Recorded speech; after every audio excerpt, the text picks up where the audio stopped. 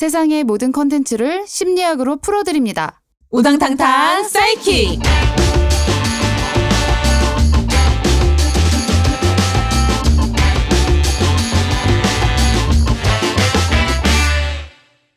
안녕하세요. 우당탕탕 사이킥의 김아름 작가입니다. 안녕하세요. 우당탕탕 사이킥 두 번째 마음의 노은정 소장입니다.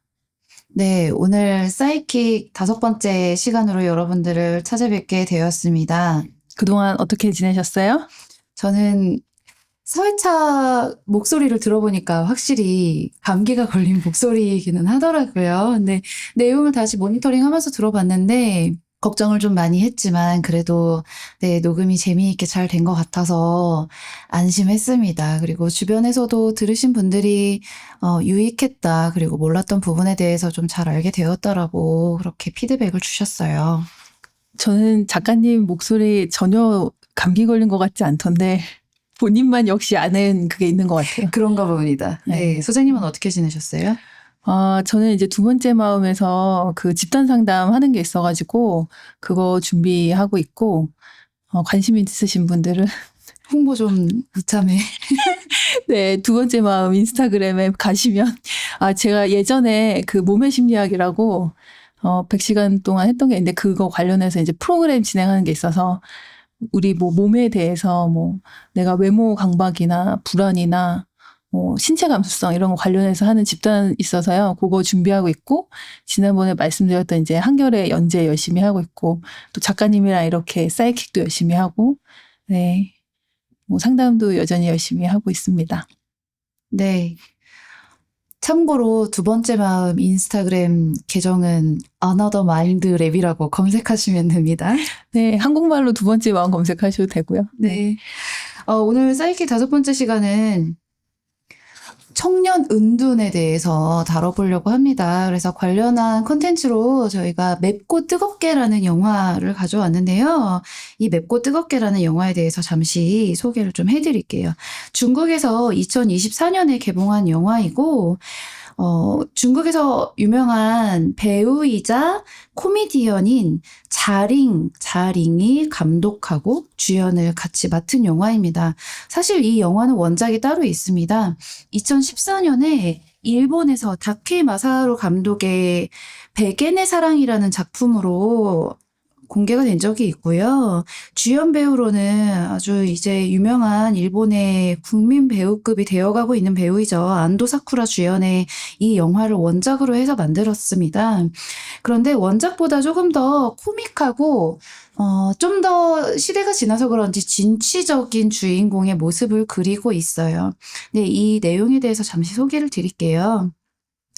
이 32세 백수인 이 러잉이라는 여성은 대학을 졸업하고 어머니에게 얹혀 사는 니트족 히키코모리로 살고 있습니다. 그래서 매일매일 먹고 자고 집안에만 있고 이런 매일을 보내다가 남자친구가 자기의 가장 친한 친구랑 이제 바람이 나서 헤어지고 이제 여동생하고 심하게 싸운 다음에 집에서 쫓겨나요. 어머니가 아주 약소한 보증금만 주고 이제 쫓아내는데 러잉이 그때부터 이제 고깃집의 종업원으로 어찌저찌 취업을 하고 근데 또 앞에 있던 권투 도장에 있는 어떤 남성을 또 우연히 만나서 권투 도장에서 이제 권투를 배우기 시작하고 그 남자와는 또 막 이렇게 싸웠다가 헤어졌다가 실망했다가 그런 일들을 이제 반복하죠. 그러다가 이제 나중에는 진짜 복서가 되기로 결심을 하고 1년 동안 독하게 운동을 거듭하고 훈련을 거듭한 끝에 이제 복서의 라이센스를 얻어서 경기에 나가게 되는 그런 영화로 내용이 구성되어 있습니다. 소장님은 이 영화 어떻게 보셨어요? 저는 이 두 개의 영화랑 조금 약간 인연이 있는데 그 백엔의 사랑을 예전에 그 두 번째 마음에서 이제 마음사전이라는 프로그램을 했었던 적이 있거든요. 그래서 뭐 영화 하시는 분이랑 문학평론가랑 저랑 이렇게 해가지고 그 청년 그러니까 청년을 이제 그 문학평론가 이지은 선생님이 처억년이라 해서 요즘 청년의 시기가 이렇게 길어지고 있다 뭐 그런 개념을 이제 이야기하셔가지고 저희가 세미나를 했던 적이 있는데 그때 이제 다루었던 영화가 백엔의 사랑이었거든요. 그래서 그때 이제 그 작품에 대해서 얘기를 했는데 그 어떤 이제 그 맵고 뜨겁게라는 영화를 그 박지현 소장님이 이제 추천을 해주신 거예요. 그래가지고 내용을 들어보니까 백엔의 사랑이랑 너무 흡사해서 저는 요즘 이런 주제가 유행인가 보다. 그러니까 그 리메이크인지를 전혀 모르고 그리고 그래서 이제 영화를 봤는데 보면서도 되게 비슷하네. 되게 비슷하다. 그러고서 이제 리메이크인지 모르고 이제 검색을 해서 그때 이제 알았습니다. 네. 이 영화가 맵고 뜨겁게가 사실 이제 비교를 어떻게 해야 될지는 모르겠지만 중국에서 엄청나게 흥행에 성공했다고 합니다. 관객 수가 4천만을 돌파했고 중국에서 그 박스 오피스 순위로 14위를 했다고 해요. 네. 그리고 실제로 백엔의 사랑에서는 이 안도 사쿠라 배우가 처음에는 이제 적당히 통통한 이제 모습으로 나오고 한 대략 15kg 정도 감량을 했다고 하죠. 근데 여기에 이 자링 이 배우는 실제로 이 영화를 촬영하기 위해서 처음에 60kg대였는데 50kg, 40kg 정도를 더 찌우고 이 영화의 마지막 그 뒤에 좀 훈련으로 준비된 몸을 만들기 위해서 1년 동안 50kg을 실제로 혹독하게 훈련을 하면서 감량했다고 합니다. 어떻게 보면은 그런 부분들이 또 보는 사람들로 하여금 어필이 잘 되어서 더 많은 인기를 얻지 않았나라는 생각이 들고 안도 사쿠라도 실제로 이 영화가 리메이크 됐다는 사실을 듣고서 너무 이 배우를 만나고 싶다. 여성이 주인공인 진취적인 캐릭터를 그리는 이런 영화가 리메이크 되었다는 사실이 이제 너무 좋다고 그렇게 또 인터뷰를 했다고 해요. 그러니까 그 두 개의 영화가 이제 10년의 시기의 또 차이도 좀 있는 것 같고 또 이제 중국과 일본의 또 이제 문화적 분위기라고 할까요? 그런 것들도 좀 느껴져서 약간의 또 이 스토리가 완전 같지는 않잖아요. 맞아요. 그래서 제가 헷갈렸겠죠? 네, 맞습니다. 왜냐하면 그 10년 전에 개봉한 영화이기도 하고 이 안도 사쿠라 배우의 이 역할이 이 백엔의 사랑에서는 좀 더 소극적이라고 해야 될까? 그리고 나중에는 또 그 자기를 차버린 남자친구에게 좀 돌아가는 그런 뉘앙스가 있죠. 근데 이 맵고 뜨겁게에서는 꿈이 없는 남자는 이제 더 이상 멋져 보이지 않아 라는 이제 그런 대사로 이제 자기 홀로서기를 이제 더 내세우는 그런 스토리로 마무리가 돼요. 그리고 조금 더 재미있는 어떤 스토리적 요소들이 추가가 되어 있어서 원작하고 다른 느낌을 충분히 받을 수도 있습니다. 맞아요.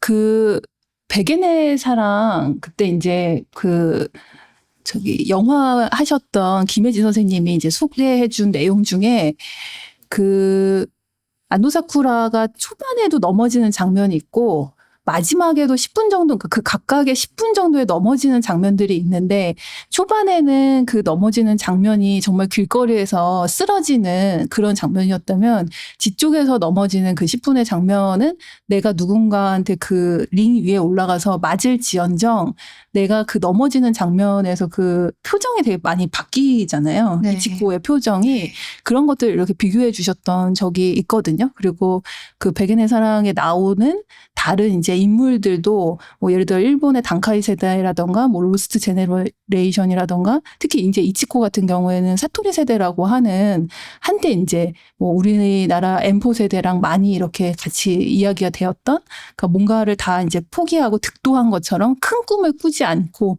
이런 이제 세대에 대한 이야기로도 좀 풀어볼 수 있다 이렇게 이제 말씀을 하셨는데요. 찾아보니까 이 맵고 뜨겁게 그러니까 맵고 뜨겁게 제목 들으면 왠지 마라탕이나 홍어가 생각나긴 하는데 그렇죠. 근데 그 맵고 뜨겁게에서는 이제 중국의 탕핑족이라고 하는 이제 탕핑족은 들어 누워 있는 그래서 이제 내가 아무것도 하지 않고 누워 있는 그런 이제 중국의 어떤 또 세대들을 표현하고 있다라고 이야기를 하더라고요. 네. 네. 저는 이 영화를 보고서 영화에서 사실 이 주인공들에 대한 소개는 뭐 히키코모리, 니트족 이렇게 소개가 되기는 했는데요. 저는 관련해서 다른 영화들도 좀 떠오르기는 했어요. 지금 소개해드린 이 영화의 캐릭터들보다 더 이제 은둔하는 그런 캐릭터로 나오는 영화가 있는데 여러분 많이 보셨을지도 모르겠지만 2009년에 개봉한 김씨 표류기라는 영화에서 그 주인공 려원이 정말 집 밖에 아예 나가지 않는 히키코모리 역할로 나오거든요. 근데 이 영화가 개봉한 게 2009년입니다. 근데 이때에도 이 히키코모리를 이렇게 그렸다는 사실을 다시 상기하면서 제가 좀 놀란 부분이 있었고, 2008년에 도쿄라는 영화 제목으로 옴니버스 형태의 영화가 개봉이 되는데요. 미셸 공드리, 레오 까락스, 봉준호 감독이 이제 각각 한 편씩 맡아서 옴니버스 형태의 스토리를 만든 영화인데, 봉준호 감독이 감독한 그 스토리에도 히키코모리가 나옵니다. 거의 10몇 년을 집 밖에 나가지 않는 남자 주인공의 이야기가 그려지는 내용이죠. 그렇게 보면 사실 한국보다는 일본이 이 히키코모리라는 용어, 이 히키코모리족이 먼저 등장한 것 때문에 이런 영화들이 더 빨리 많이 그려지지 않나 하는 생각도 들어요. 네. 그리고 또 재밌는 내용 중에 하나는 이제 이 백엔의 사랑이 그 백엔샵 이야기거든요. 그러니까 우리나라로 치면 뭐 천원샵, 뭐 다이소 같은 약간 이제 그런 데서 뭘 많이 사도 돈이 이제 그렇게 많이 나오지 않는 그런 가게에서 이제 주인공이 일을 하고 있는데, 그렇기 때문에 이제 거기 가서 내가 이제 뭐 즐거워할 수 있는 뭔가를 이렇게 막 구매를 하고 사소한 즐거움을 찾고 이제 현실에 안주하고 이제 이런 것들을 되게 보여주는데, 이제 예전에 많이 나왔던 내용들 중에 사토리 세대가 행복을 포기한 것처럼 보이지만 어떤 의미에서는 또 이제 자기가 그런 소소한 행복들을 찾으면서 뭐 하기 때문에 오히려 이제 그런 설문조사나 이런 것들을 했을 때 행복에 대해서 뭐 물론 이제 오늘 이야기하는 은둔고립 청년이랑은 조금 이제 다르기는 하죠. 사토리 세대를 완전 그것만으로 이야기를 할 수는 없지만 이제 그 사토리 세대라고 얘기할 때 나오는 특징들이 뭐 소비 욕구가 낮고 뭐 이제 소유를 많이 하지 않고 연애도 하지 않고 이런 이제 뭔가 그 경기 침체나 불안정한 성장기의 어떤 세대의 특징들에 대한 이야기들을 할 때 그 백엔의 사랑이라고 하는 그게 이제 좀 상징적으로 사용이 되어졌다라고 좀 볼 수 있을 것 같거든요.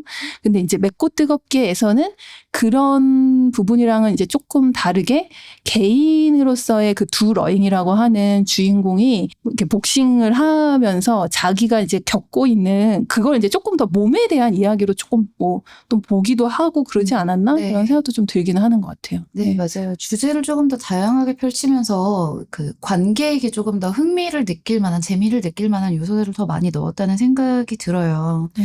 네, 저도 이 오늘의 컨텐츠를 준비하면서 은둔, 고립의 차이라든지 현재 우리나라가 어떤 상황인지에 대해서 조금 더 많이 서칭을 해봤는데요. 그냥 쉬었음과 은둔과 고립은 의미가 다르더라고요. 네, 좀 설명해 주세요. 네. 네. 이 영화에서 소개된 캐릭터들은 사실 그냥 쉬었음에 조금 더 가깝고요. 왜냐하면 어쨌든 집 밖을 나오잖아요. 그리고 가족들하고 상호작용을 하기도 하고 결국에 집에서 쫓겨나서 억지로 이제 사회생활을 해야 됐지만 그 사회생활을 작게나마 시작하고 주변에 있는 사람들, 뭐 복싱장에 있는 복서라든지 주변의 사람들과 상호작용을 하고 심지어 이제 주인공은 남자친구도 있었고요. 그래서 대인관계도 하고 있기 때문에 어떻게 보면은 우리가 그 넓은 의미에서 은둔, 고립, 니트족이라는 것을 봤을 때 좀 니트족에 조금 더 가까운, 네, 탕핑족 쪽에 좀 가까운 그런 의미를 가지고, 고립이라는 건 대인관계를 스스로 이제 끊고, 그게 뭐 자이든 타이든 대인관계를 이제 끊고 홀로 되는 고독한 이런 상태를 의미하는 것이고요. 은둔은 고립의 의미와 더해서 집 밖을 아예 나가지 않는 상태를 의미하는 겁니다. 그래서 오늘 조금 더 깊이 이야기해 볼 부분은 은둔에 관한 부분이에요. 네. 일본이나 다른 나라에서는 이미 오래전부터 사실은 이 은둔형 외톨이, 그다음에 뭐 고립 청년, 은둔 청년에 대한 그런 이슈가 아주 오래전에 나왔지만 우리나라는 사실 이제 몇 년 전부터 이게 사회적 문제로 대두가 되고 관련해서 이제 뉴스가 나오거나 정책들이 마련되고 있거든요. 그래서 오늘은 이에 대해서 한번 이야기를 해보겠습니다.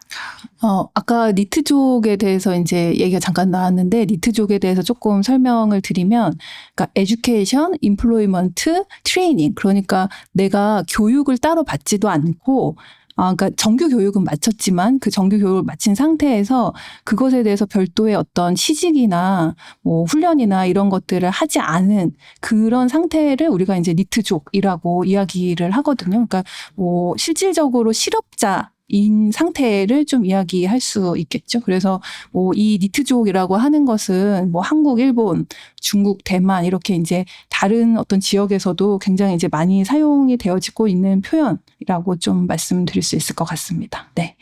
네, 관련해서 예전에 이제 N포 세대, 뭐 3포 세대, 4포 세대 이런 식으로 용어들이 나왔었잖아요.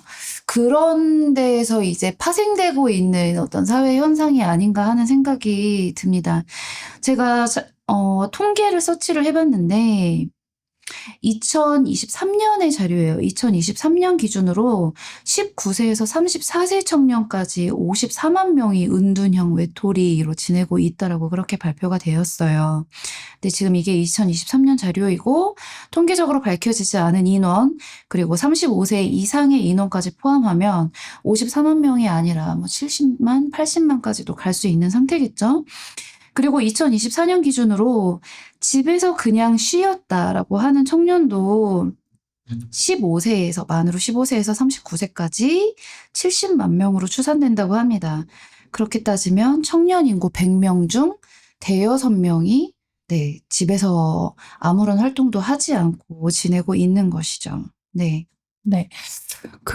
사실 이 은둔 청년에 대해서 이제 여러 가지로 얘기가 많이 되고 있는데, 이거는 이제 아무래도 개인의 어떤 성격이나 뭐 이런 기질이나 이런 거에 대한 얘기라기보다는 구조적으로 우리가 왜 이제 한참 우리가 흔히 이야기하는 그 일을 하거나 어떤 경제 활동을 한다라고 생각하는 그 시기에 집에서 쉬게 되는 그런 구조는 어디로부터 비롯되는가 이런 얘기들을 해야 할 필요성이 좀 있는 것 같아요. 네. 네. 그래서 2024년 6월 7일에 추정 60분, KBS 추정 60분에서 쉬었음 청년 70만 저는 낙오자인가요? 라는 제목으로 다큐멘터리가 만들어지기도 했어요. 네. 네. 그러니까 보면 그때 이제 우리가 고용 시장이라고 하는 환경에서 이제 끊임없이 어떤 이제 경쟁을 추구하고 그런 상황 속에서 뭔가 어떤 이제 발달 과업이라고 하는 이제 우리가 생각하는 그 시기에 이루어야 하는 것들이라고 표현되어지는 것들 있잖아요. 그것에 이제 도달하지 못했거나 포함되지 못했다라고 생각하는 그런 이제 절망감과 불안 이런 것들이 이제 청년 세대에 너무나 확산이 되어져 있고 이제 그것들에 대해서 개인의 어떤 이슈로 환원해서 뭐 의지가 약하다라던가 아니면 뭐 일할 생각이 없어서 그런다라던가 뭐 고생을 덜 했다라던가 이제 이런 식으로 치부하는 것에 대해서 그 추정 60분에서 또 얘기를 많이 나왔죠. 네. 저는 이 내용을 보면서 참으로 씁쓸했던 것이 불과 한 1, 2년 전까지만 해도 중년 고독사, 청년 고독사에 대한 그런 사회적인 이슈를 이제 수면 위로 꺼내서 이것들을 어떻게 해결하고 예방할 것인가에 대한 이야기가 나왔는데 사실은 그 이면에 더 파고 들어가다 보니 청년 고독, 중년 고독, 은둔의 문제가 있었다라는 이제 그런 원인들이 조금 더 밝혀지고 있는 것이죠.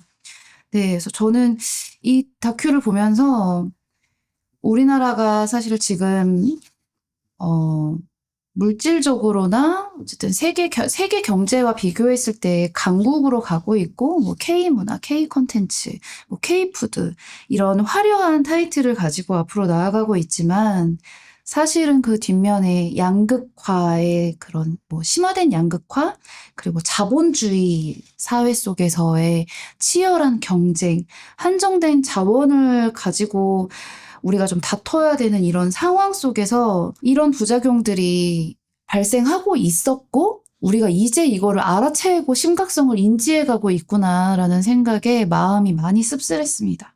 네, 맞아요. 심리학에서 이제 저희가 지난번에 인셀 문화에 대한 이야기들을 소년의 시간에서 다룰 때 청소년기에 대한 이야기들을 했잖아요. 그런데 이제 성인기를 사실은 어떻게 보면 인생에서 굉장히 긴 시기로 잡혀 있잖아요. 근데 청소년기에서 성인기로 진입하는 시기를 이제 발현 성인기, 그러니까 이머징 어덜트후드 혹은 성인 진입기, 뭐 얼리 어덜트후드 이렇게 이제 부르는데 그거에 대한 연구가 사실은 대두된 지가 얼마 안 됐거든요. 그러니까 그 전에는 사실 성인기로 넘어가는 그 시점이 청소년기에서 갑자기 뿅 하고 어른이 되는 것처럼 그때 필요한 모든 것들이 딱 이렇게 넘어가지는 것처럼 됐던 거예요. 그러다 보니까 우리가 이제 어른이라고 하는 그 성인 시기에 익숙해져야 되는 이제 뭐 관계에 대한 것도 있고 직업에 대한 것도 있고 또 이제 거주에 대한 것도 있고 뭐 경제적으로 자립하는 거에 대한 것도 있고 이제 이런 어떤 그 시기에 되게 중요하게 다루어야 되는 어떤 부분에 있어서 익숙해지거나 뭔가 나의 어떤 경험들을 쌓아가는 것들을 좀 이렇게 길게 좀 허용하는 것이 아니라 그 시기에 굉장히 빠르게 그 어떤 상태로 도달해야 되는 과제, 과업처럼 다루고 있기 때문에 사실은 이제 요즘 현대 시대에는 이 성인기가 굉장히 지연되고 있거든요.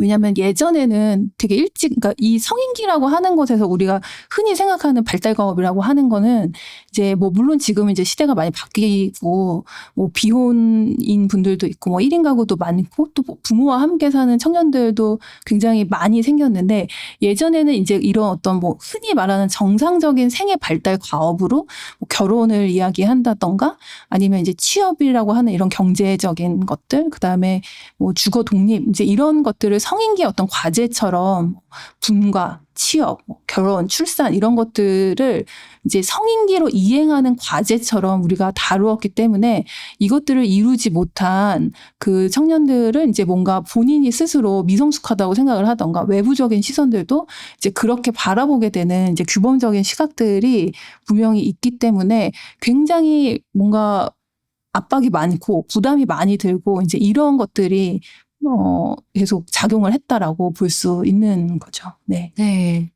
저도 소장님의 말씀에 너무 많이 공감하고 또 지금 시대는 그때 요구되었던 어떤 발달 가업이라든지 성장기를 이제 거치면서 내가 가져야 하는 것, 이뤄야 하는 것들이 비교적 이제 쉽게 되었던 반면에 쉽게라는 표현은 조금 죄송합니다. 네. 그런데 지금은 사실 이제 저성장 국면에 접어들었고 네. 여러 가지 상황들이 매우 복잡해지면서 사실은 이 발달 과업상에 우리가 의뢰 이뤄야 해. 의뢰 지금은 취직해야 하고 의뢰 지금은 집이 있어야 하고 지금은 이 시기에는 결혼을 해야 하고 이런 것들을 이루기가 사실상 더 환경적으로도 쉽지 않은 그런 상황이거든요. 그런데 여전히 사회적인 기준은 지금의 상황에 맞추어서 조정이 되는 것이 아니라 사람의 시선도 지금의 상황에 맞추어서 달라지는 것이 아니라 그때 강요되었던, 그때 요구되었던 그런 시선들로 지금의 청년들을 바라보기 때문에 청년들이 더욱더 뭔가 힘들어지고 그 힘듦을 해소할 수 있는 방법이 이제 없기 때문에 점점 더 방 속으로 들어가지 않는가 하는 생각이 들었어요. 네, 맞아요. 그래서 네티슨 호로이츠라는 그 학자는 이제 청소년기에서 성인기로 이행할 때 그러니까 모든 그러니까 동물뿐만 아니라 새도 그렇고 다 이제 성인이 되기 위해서 뭔가 그 어떤 학습하고 훈련하는 그 시기가 있고 그것은 굉장히 이제 모든 종에 걸쳐서 이렇게 어떤 투쟁과도 같다 이제 이렇게 얘기를 했는데 현대 시대에 접어들면서 이 청소년기에서 성인기로 이행하는 이 과정, 그러니까 이행기라고 부르는데 이 과정이 굉장히 짧아진 거라고 좀 볼 수 있죠. 그러니까 시기는 길어졌죠. 시기는 길어졌는데 그것들을 우리가 추구하고 진입해야 된다라고 이제 시대적으로 부담을 주는 그 자체는 또 빨라진 거예요. 왜냐하면 예를 들어서 뭐 대학이나 군대나 직업이나 이제 이런 어떤 다양한 어떤 역할과 가치 신념들을 실험해 볼 수 있는 시기가 그러니까 어떤 사회적 유예기가 주어지지 않은 상태에서 뭐 빨리 뭔가 그 다음 그 스테이지로 넘어가야 되는 것 같은 느낌들을 주기 때문에 그래서 이행 시기는 짧아지고 성인으로 그 우리가 스스로를 여길 수 있는 그 어떤 또 이행기 자체는 또 길어지는 그런 느낌들을 이제 갖게 되기 때문에 이제 많은 청년들과 젊은이들이 갑자기 이제 한순간에 성인이 되어야 되는 것 같은 그런 느낌들을 갖게 되었다 이렇게 좀 볼 수 있는 거죠. 네. 네. 그리고 이 다큐를 보면서 또 한 가지 들었던 생각은 우리나라가 이쯤 되면 이걸 이뤄야 돼, 이만큼이 되어 있어야 해라는 기준이 좀 다른 나라에 비해서 더 좀 강하다라는 생각이 들었어요. 고등학교를 졸업하면 의뢰의 대학을 가야 하고, 그리고 심지어는 좋은 대학을 가야 하고, 대학을 졸업하면 좋은 직장에 들어가야 하고, 적어도 중견기업 이상에는 들어가야 명함을 내밀 수 있다고 생각하고, 직장을 들어가고 나면 좋은 짝을 만나서 뭐 30대 뭐 초중반 뭐 이때는 결혼을 해야 하고, 아파트는 어때야 하고, 이런 기준들이 사실상 이 청년들에게 어떻게 보면은 정말 살아가면서 이루어야 하는 어떤 포인트처럼 여겨지고, 이 포인트에 도달하지 못하면 실패자, 내가 부족한 사람이라는 어떤 그런 타이틀이 스스로에게 씌워지는 것 같기도 하고, 주변 사람들로 하여금 그런 시선을 느끼게 함으로써 더 심적인 어려움을 유발하는 것 같다라고 그렇게 볼 수 있을 것 같아요. 네, 맞습니다. 그래서 어떻게 보면 그런 이제 주변의 어떤 친구들 또 지인들과 나를 이제 비교하게 되는 경우들도 또 많고, 그러면서 이제 나만 뭔가 문제가 있거나 나만 뭔가 제대로 하고 있지 않는 것 같다라는 그런 생각을 하게 되면서 굉장히 개인화된 어떤 그 좁은 공간으로 이제 숨어 들어가게 되는 그런 것들이라고 좀 표현할 수 있을 것 같아요. 네. 그 다양성을 좀 인정하지 않는 부분들이 어떻게 보면은 그런 데서 있지 않나 하는 생각이 들고, 유럽이나 미국 같은 데에는 사실 보면 대학도 고등학교를 졸업한다고 바로 들어가지 않는 경우도 정말로 많잖아요. 이제 다른 사회생활을 하다가 뒤늦게 이제 공부에 좀 뜻이 있어서 뭐 학사로 이제 입학을 한다든지 다른 방향으로 커리어를 튼다든지 하는 경우도 되게 많은데, 우리나라는 유독 그 보통의 사람들이 이제 사회에서, 세상에서 이야기하는 어떤 그런 경로를 탈출하면 왜 저러지? 무슨 문제가 있지? 라는 생각으로 보게 되는 부분들이 강력한 것 같다라는 생각도 들었습니다. 네. 그래서 그 추정 60분에 보면 이 한국 사회가 이 운둔 고립형 청년들을 양산하기에 너무 이런 어떤 조건들을 많이 갖추고 있다, 이렇게 이야기를 하시더라고요. 맞아요. 그 전문가분께서 앞으로는 청년의 고립과 은둔이 더욱더 심각해질 나라다라고 그렇게 인터뷰를 해서 제가 보면 너무 깜짝 놀랐던 기억이 있어요. 근데 사실 보면 은둔이나 고립으로 들어가는 청년들을 보면 이게 어떤 뭐 단순히 아까 앞에서 말씀드렸던 사회적인 기준이다라고만 치부하기에도 정말로 이유가 다양하기는 합니다. 어떤 사회생활을 하거나 뭐 군대에 있거나 학교 생활을 하면서 어쨌든 내적으로 정말로 심각한 상처를 받거나 트라우마를 겪은 그런 사람들이 고립이나 은둔을 선택하는 경우도 있고요. 그래서 이거는 뭐 단순히 어떤 문제 때문이야라고 그렇게 치부할 수 없는 문제이기는 합니다.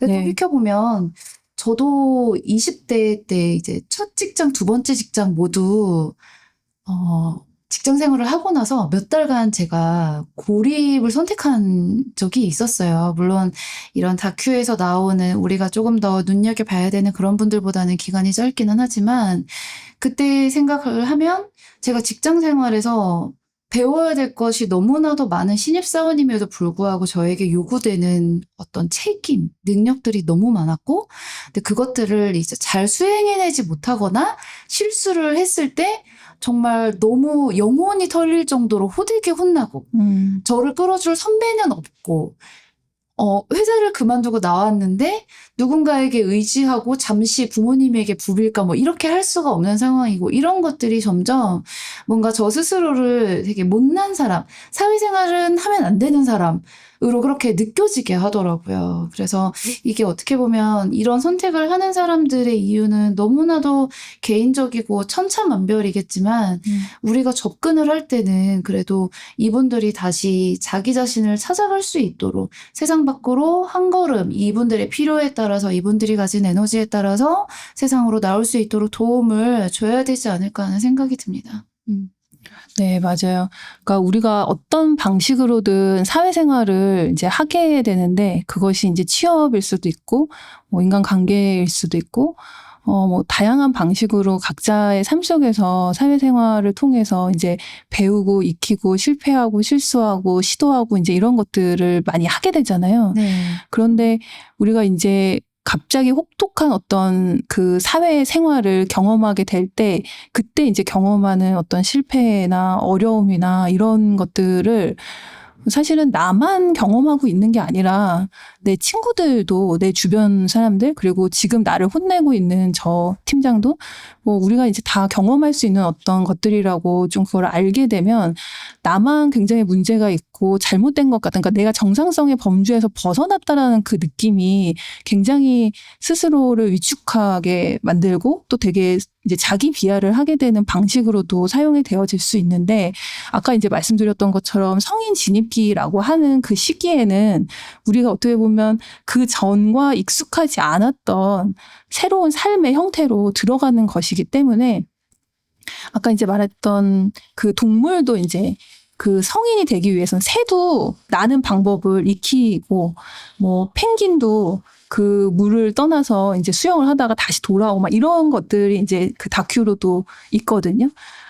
그런 이제 와일드후드라고 얘기하는데, 그러니까 그 동물들의 청소년기에서 성인으로 진입하는 그 시기에 대한 거예요.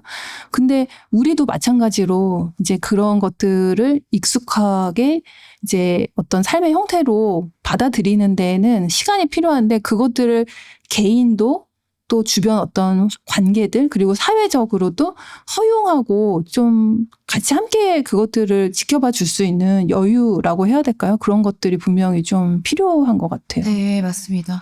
특히 대한민국이 어떤 사람들에게 요구하는 완벽주의에 가까운 기준들이 있어요. 네, 이 완벽주의에 가까운 이 기준을 도달하지 못하면 실패자처럼 스스로 여기고, 그리고 이 완벽에 도달하기 위해서 번아웃과 탈진이 정말로 빨리 오게 되죠.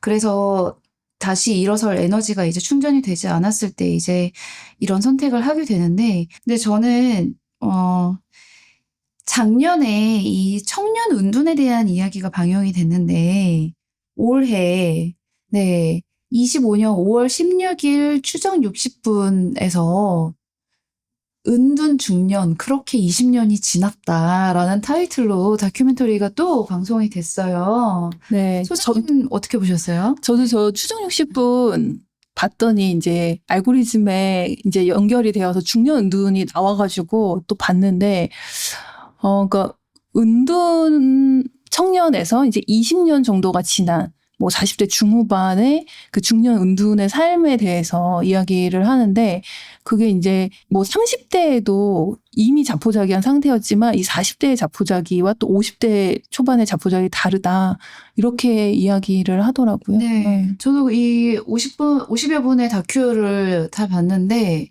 남 얘기 같지 않아서 너무 더 마음이 아팠던 청년의 은둔에 대해서는 공감이 되는 부분들도 있었고 또 안타까운 부분들이 있었는데 중년 은둔이 이렇게나 심각했구나 라고 느끼면서 좀 더 많이 집중을 해서 봤던 것 같아요. 네. 그러니까 청년 은둔 같은 경우에는 또 이제 관심을 가지시는 어떤 분들이 있고 좀 또 이렇게 도움을 받을 수 있는 정책들이 그래도 조금씩 생겨나고 있는 중이라면 중년 은둔 같은 경우에는 사회적으로 많이 정말 배제되어져 있고 들여다보지 않는 영역인데 우리 가까이에서도 충분히 이제 많이 볼 수 있는 그 경우가 되지 않을까 그런 생각이 좀 들더라고요. 네, 실제로 중년 은둔에 대해서는 통계적으로 조사를 한 적도 없다고 합니다. 네, 이번에서야 좀 사회적으로 이게 좀 경각심을 불러일으킬 만한 수준이 되어서야 이제 조사를 시작한다고 그렇게 보도가 되었더라고요. 네. 그러니까 은둔이 사실은 이제 더 이상 청소년기나 뭐 청년기의 문제가 아니라 이제 뭐 심각한 사회적, 정서적 위기로 이렇게 인식되어지고 있는 현상이다. 이렇게 볼 수 있지 않을까 그런 생각이 들어요. 네, 그리고 중년 은둔은 청년기에 은둔과 고립을 선택했던 사람들이 10년, 20년, 30년 이렇게 되는 경우도 있고요. 사회생활을 하다가 혹은 관계에 있어서 어떤 이슈나 문제가 생겨서 이제 은둔을 시작하는 케이스도 있습니다. 제가 하나 인상 깊었던 건 이 중년 은둔에 대한 이 다큐를 보는데 댓글을 다 읽어봤어요. 네, 댓글이 한 6,000개, 5, 6,000개 정도 네. 달렸더라고요. 6,000개를 다 읽으신 거죠? 빠르게 읽었습니다. 예. 그래서 네. 그런데 대부분의 댓글이 저도 중년 은둔입니다라는 댓글이 정말로 많더라고요. 저는 집에서 뭐 5년째 은둔하고 있습니다. 10년째 은둔하고 있습니다. 저희 가족이, 저희 형이, 뭐 저의 뭐 아는 친구가 뭐 10년, 20년째 은둔을 하고 있습니다라는 사연들이 정말로 많더라고요. 그리고 어떤 분들은 지금도 이제 집 밖에 나가지 못하고 이 다큐를 보고 있다라고 글을 다셨고, 어떤 분들은 10년 만에야 세상 밖에 나와서 지금이라도 작게 사회생활을 하고 있다. 뭐 파트타임으로 일을 하고 있다. 뭐 여러분 힘내셨으면 좋겠다. 이런 글들을 많이 읽었습니다. 그래서 내가 미처 보지 못한 부분들이 있구나라는 생각이 좀 안타깝기도 하고 좀 죄송한 마음도 들었어요. 네. 네, 그쵸. 이렇게 중년 은둔이라고 하는 것은 또 어떻게 보면 고독사라고 하는 또 이제 내용들과도 연결이 되어질 수 있어서 우리가 어떤 뭐 사회적 지지망, 이게 이제 심리적인 어떤 뭐 관계적인 것뿐만 아니라 어떤 건강과 또 이제 죽음에 대한 그런 고독사에 대한 내용들과도 연결되어질 수 있어서 사회적으로도 또 분명히 이제 지켜봐야 되는 내용들이라고 생각이 듭니다. 네. 그래서 중년 은둔 이 다큐 안에 인터뷰를 자원하신 분들의 사연들이 나오는데요. 보통 이 중년 은둔을 하시는 분들의 옆에는 부모님들이 계시기는 합니다. 근데 이제 연세가 많이 드셨기 때문에 7, 80대 이제 부모님이 이 자녀들을 먹이고 이제 살리는 그런 역할을 하고 계시죠. 그런데 이분들이 이제 만약에 돌아가시면 이 은둔을 선택하신 분들은 더더욱 이제 고립이나 가난이나 그리고 건강의 문제에서 이제 해결하기가 조금 더 어려운 그런 방향으로 네, 갈 수 있다고 그렇게 느껴져요. 네. 네. 그 캥거루족이라고 하잖아요. 경제적, 심리적으로 이제 부모에게 의존하면서 살아가는 이제 청년, 중년 세대를 이제 캥거루족이라고 표현을 하기도 하는데 이게 이제 부모와 같이 거주를 하면서 이제 의식주나 뭐 이런 것들을 좀 이렇게 도움을 받기도 하고 그런데 이제 심리적으로는 뭔가 의존을 할 수 없고 동떨어져 있는 어떤 상태이기 때문에 그 집 안에 있을 때는 얼굴을 뭐 마주치지 않고 문을 이제 꼭 걸어 잠그고 있다가 이제 부모님이 나가시거나 이러면은 이제 그 뭐 거실로 가거나 이렇게 하는 경우들도 많이 있다고 알고 있어요. 네. 네. 근데 제가 인상 깊었던 점이 청년 은둔에 대해서 다룬 다큐도 그렇고 중년 은둔에 대해서 다룬 다큐도 그렇고 부모님들의 인터뷰를 보면 다 하나같이 대답이 똑같습니다. 우리 아이가 평범하게 살았으면 좋겠어요.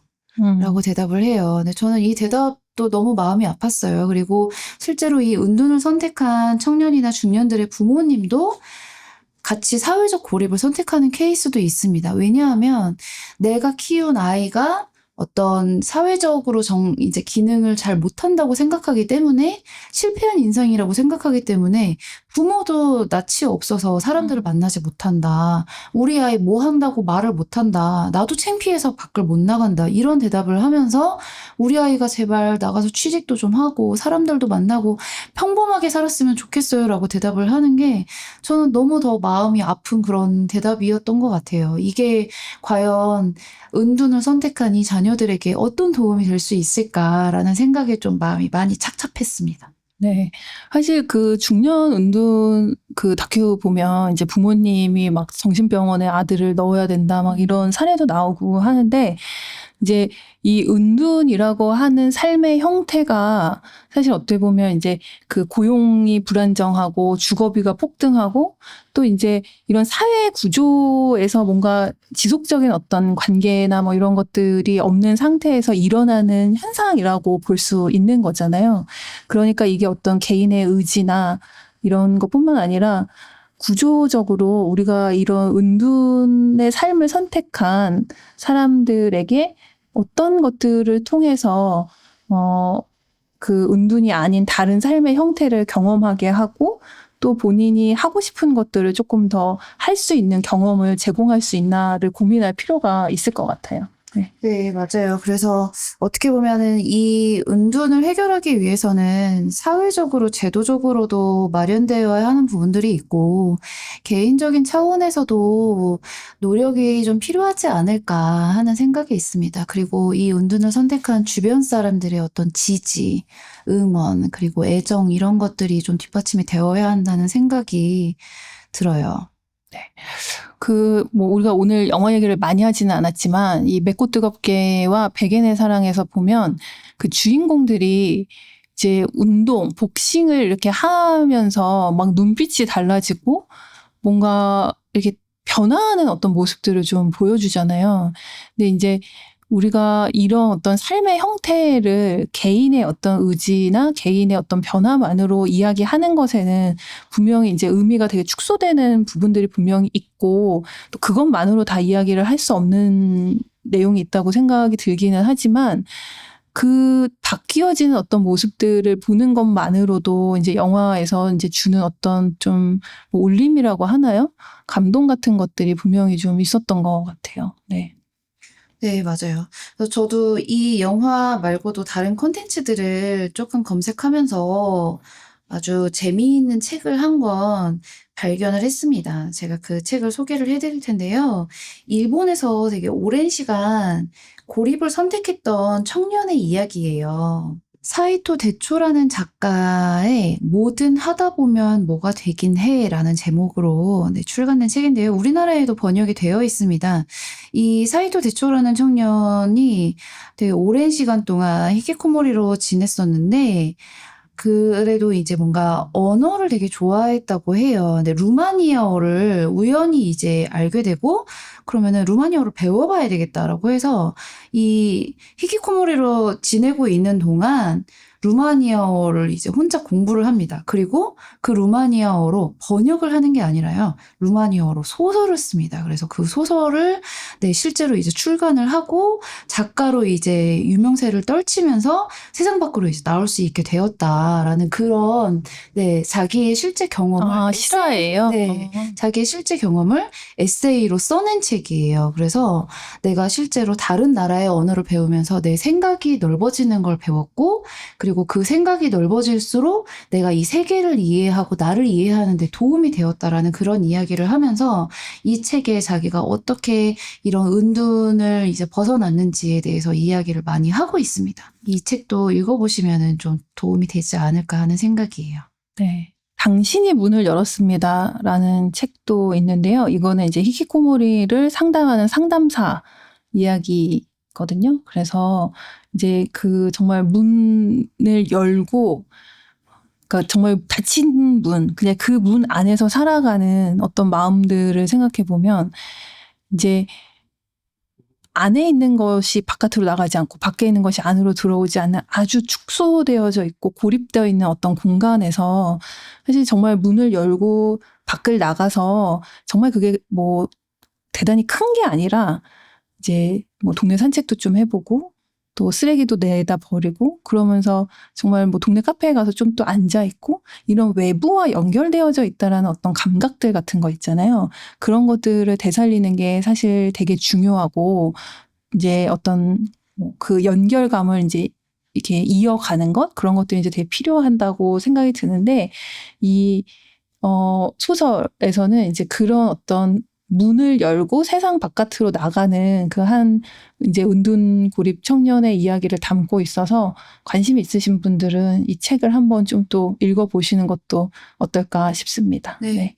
그리고 제가 아까 말씀드렸던 이 유튜브 콘텐츠에 달렸던 그 댓글들에 사람들이 이제 자기가 은둔을 어떻게 해결해 나갔는지 이런 것들을 쓰신 글들도 있었어요. 근데 거기에 보면은 내가 정말로 좋아하는 게 무엇인지 정말 한 가지라도 찾아내면 된다. 혹은 정말로 한두 시간 일하는 거라도 좋으니 그냥 밖에 나올 용기를 내면 된다. 그러고 나면 사실은 생각보다 괜찮아진다. 더 빨리 괜찮아지고 나에게 그런 힘이 있다라는 그런 댓글들이 많이 발견이 되었거든요. 근데 그런 차원에서 뭔가 밖으로 나갈 용기를 내보시거나 주변에 이건 나 혼자 해결해야 될 문제야, 내가 문제야 라는 생각을 하시기보다는 주변 사람들에게 어떤 도움을 요청할 수 있는 그런 용기와 상상력을 좀 발휘하셨으면 좋겠습니다. 실제로 우리나라에 이 은둔 청년을 돕는 회사가 있는 걸 아세요? 네. 네. 말씀해 몇 년 주시죠. 전에 그 안 무서운 회사라는 이름으로 회사를 설립한 유승규 대표라고 네, 여러 이제 유튜브 채널이나 세바시 같은 곳에서 이제 본인의 회사를 소개를 하는데요. 이 유승규 대표님도 실제로 5년 넘게 은둔 생활을 했던 분이라고 합니다. 근데 이제 우연히 커뮤니티를 찾다가 나와 같은 사람들이 있을지도 몰라라는 생각에 이제 커뮤니티를 찾고 이 은둔형 외톨이를 이제 돕는 기관을 발견을 해서 거기에서 기숙 생활을 시작해요. 그래서 그 기숙 생활을 시작하면서 회사를 설립해야 되겠다라는 그런 결심을 하고 은둔 청년들을 이제 돕는 그런 일들을 하고 있는데요. 이 유승규 대표가 그 이야기를 했습니다. 누구에게든 도움을 내가 요청해도 되고 요청할 수 있다는 이 상상력을 가지길 바란다고 그렇게 이야기를 했어요. 근데 이 기숙사가 어떻게 지내고 있는지를 또 다룬 다큐가 있더라고요. 근데 보면 제일 처음으로 하는 건 공동생활을 하면서 루틴을 만드는 거예요.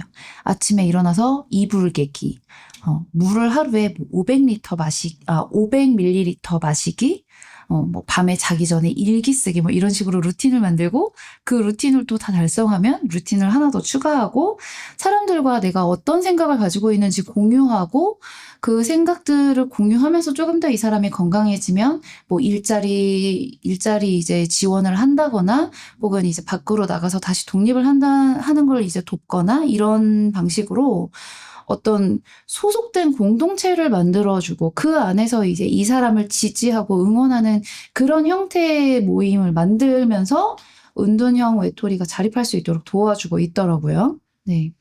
네, 맞아요. 저도 이분 그 롱블랙에 예전에 썼던 글 읽고 되게 의미 있다라고 생각했는데 그렇게 이제 어떤 루틴을 만들어주고 뭔가 관계를 맺을 수 있고 그것들이 이제 너무 무섭거나 너무 위압적이지 않은 상태의 어떤 것들, 저는 이제 이걸 감 잡아간다 이렇게 표현을 하는데 그것을 이제 경험하면서 세상이 생각보다 그렇게 무섭지 않고 사실 진짜 무서운 거는 내 머릿속에서 내가 생각했던 세계, 그게 사실은 현실보다 더 무서울 수 있으니까 그것들을 좀 경험해 보는 것들은 되게 필요한 것 같다라는 생각이 좀 듭니다.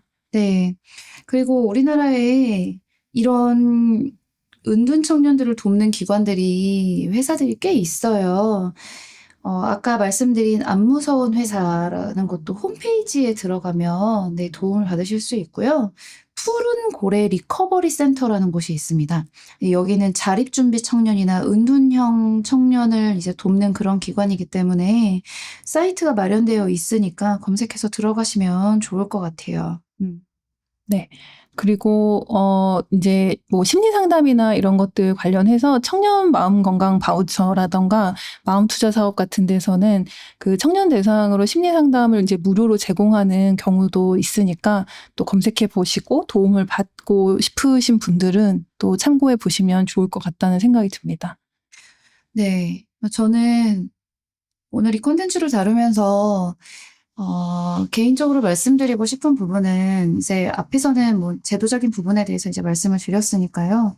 한 가지 더 말씀드리고 싶은 건, 실존주의 철학에서는 사람이 원래 이 세상에 의미보다 먼저 던져진 존재라고 봅니다. 그러니까 우리가 태어난 이유, 그리고 우리가 이 세상에 나온 이유는 사실 의미가 있기 이전에 먼저 우리가 태어났다. 그러니까 존재가 먼저 실존이 본질에 앞선다라는 그런 이야기를 하고 있어요. 그래서 인간은 원래부터 내가 왜 살아야 하는지, 어떻게 살아가야 하는지, 무엇을 하며 살아가야 하는지 선택의 연속을 거치면서 살아가야 한다라는 그런 의미가 실존주의거든요.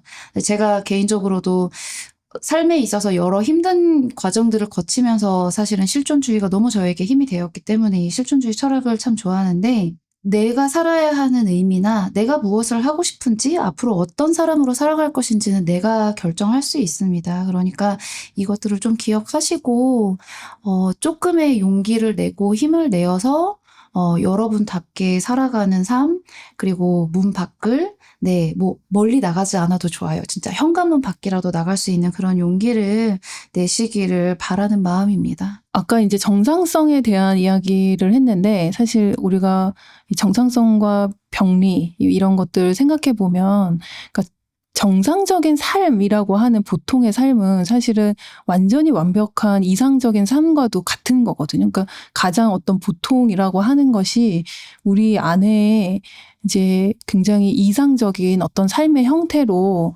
계속 주입이 되어지고 내 안에서도 이제 그런 삶을 살아야 한다라고 생각하게 되는 경우들이 있는데 우리 삶의 모습과의 형태는 굉장히 다양할 수 있고 우리가 이제 그런 것들에 대해서 좀 더 열린 마음과 시각으로 각자의 삶들을 살피고 또 내 삶도 그렇게 바라보는 게 너무 또 중요할 것 같아요. 이거는 굉장히 평범한 이야기는 하지만 내가 나에 대해서 내가 잘 살고 있나? 사실 이렇게 생각할 때 그렇게 생각 들지 않는 경우도 많이 있을 수 있잖아요. 실제로 내가 스스로 어른이라고 생각하는가 이런 질문에 그렇지 않다고 대답하는 사람들이 훨씬 더 많다라고 얘기를 하는데 그래서 내가 내 삶에 대해서 실질적으로 머릿속에서 생각하고 있는 외부 세계가 사실은 더 무서울 수 있고 더 가혹하고 더 어렵다고 생각이 들 수도 있기 때문에 내가 밖에 나가서 조금이라도 어떤 것들을 해보고 좀 연결되어지고 또 그렇게 하면서 실제로 세상에서 나에게 뭔가 가혹하고 나를 어렵게 만드는 사람과 그렇지 않은 사람들을 좀 구별하고 또 바라보고 실제로 좀 경험해보고 이런 것들을 조금씩 해보는 거 있잖아요. 그거 되게 좀 중요한 것 같다는 생각이 들어요. 네. 네. 저도 소장님 말씀 듣다 보면서 생각이 났던 건데 내가 지금 을에 이루어야 한다고 생각하는 것들이나 되어야 한다고 하는 모습이 내가 정말로 원하는 것인지 혹은 이게 다른 사람이 원하는 것 그게 나의 지인이든 가족이 되었든 세상이 말하는 것이든 다른 사람이 원하는 것을 내가 원하는 것이라고 착각하고 있지는 않는지 그런 것들을 조금 더 곰곰이 생각해 보는 시간을 가졌으면 좋겠습니다. 근데 이거는 우리 모두에게 해당되는 말인 것 같아요. 네.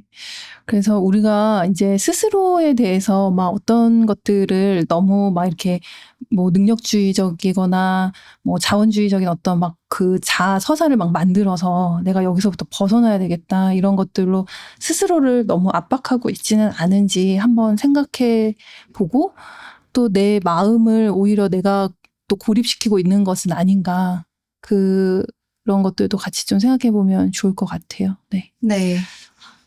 오늘 이 콘텐츠를 다루면서 문득 주변에 내 지인들이 잘 지내고 있는지 한번 돌아봐야겠다는 생각이 들어요. 네. 연락도 한번 이렇게 좀 하고 뭐 잘 지내는지 또 체크해 보고 그렇게 하는 거 되게 중요한 것 같습니다. 네. 오늘 5번째 시간 어떠셨는지 모르겠습니다. 네, 다들 잘 들으셨겠죠? 네. 들으시는 분들께 조금이라도 도움이 되었으면 하는 바람이 있고요. 주변에 혹시 도움이 필요하신 분들이 있다면 오늘의 컨텐츠가 조금이나마 참고가 되었으면 하네요. 네. 네, 그리고 댓글로 여러분들이 뭐 같이 나누고 싶은 주제나 뭐 작품이나 이런 것들이 있다면 좀 남겨주셔도 좋을 것 같아요. 네. 네. 그러면 오늘 이 시간은 여기서 마무리할까요? 네, 좋습니다. 네. 감사합니다. 네, 수고하셨습니다.